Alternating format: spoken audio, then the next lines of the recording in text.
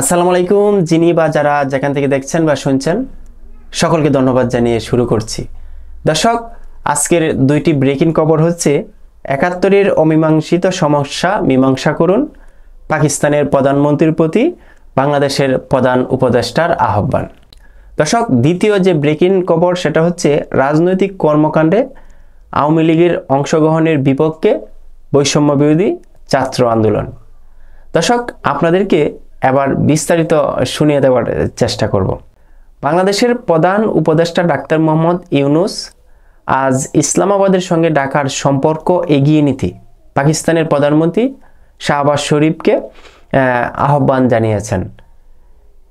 D8 সম্মেলনের ফাঁকে মিশরের রাজধানী কায়রোর একটি হোটেলে আজ বৃহস্পতিবার পাকিস্তানের প্রধানমন্ত্রী শাহবাজ শরীফের সঙ্গে বৈঠক করেন প্রধান উপদেষ্টা ডাক্তার মোহাম্মদ ইউনূস।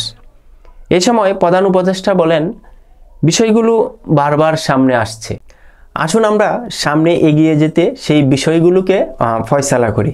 জবাবে শাহবাজ শরীফ বলেন, 1974 সালের দ্বিপাক্ষিক চুক্তিতে বাংলাদেশ, পাকিস্তান ও ভারত বিষয়গুলো মীমাংসা করেছে, কিন্তু যদি অন্যান্য অমীমাংসিত সমস্যা থাকে তবে সেগুলো দেখতে পেলে তিনি খুশি হবেন। ডাক্তার মোহাম্মদ ইউনূস বলেন, ভবিষ্যৎ প্রজন্মের জন্য বিষয়গুলো চিরতরে সুহারা করে ফেলতে হবে। দর্শক, এবার আসুন দ্বিতীয় যে ব্রেকিং খবর সেটা হচ্ছে যে কোনো রাজনৈতিক কর্মকাণ্ডে আওয়ামী লীগের অংশগ্রহণের বিপক্ষে বৈষম্য বিরোধী ছাত্র আন্দোলন।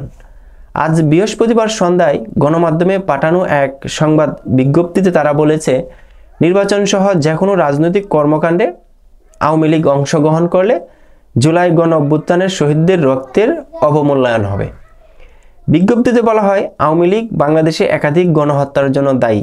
এছাড়া গুম, খুন, বিচার বহির্ভূত হত্যাসহ বিভিন্ন মানবাধিকার বিরোধী কর্মকাণ্ডে আওয়ামী লীগ 16 বছর ধরে জড়িত ছিল। সর্বশেষ জুলাই গণহত্যায় প্রায় 2000 শহীদের প্রাণ এবং 30,000-এর বেশি মানুষের অঙ্গহানি করেছে দলটি। দর্শক, যে কোনো কর্মকাণ্ডে আওয়ামী লীগের বিপক্ষে বৈষম্য বিরোধী ছাত্র আন্দোলন, এটা কিন্তু আজকের নতুন কোনো খবর নয়। আমরা পাই প্রধানমন্ত্রী শেখ হাসিনা পতনের পর থেকেই এই নিউজটা আমরা শুনে আসছি।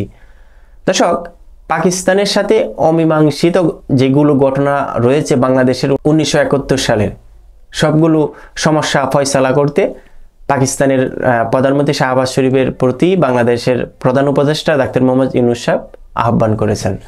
দর্শক, এই দুইটা ব্রেকিং খবর আপনাদেরকে জানিয়ে দিয়েছি।